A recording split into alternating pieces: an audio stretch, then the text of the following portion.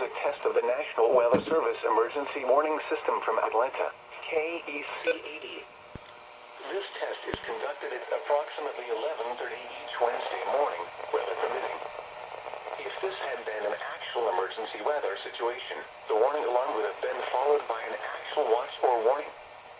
Reception of this broadcast and the warning alarm will vary at any given location.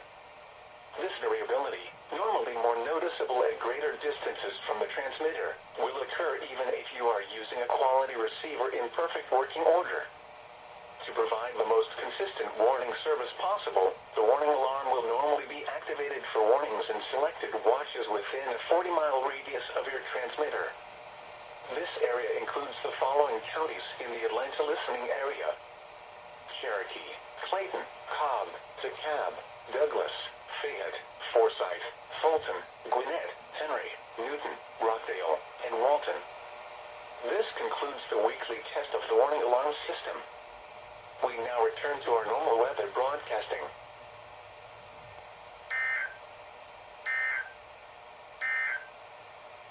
The current time is 11:33 a.m. Eastern Daylight Time.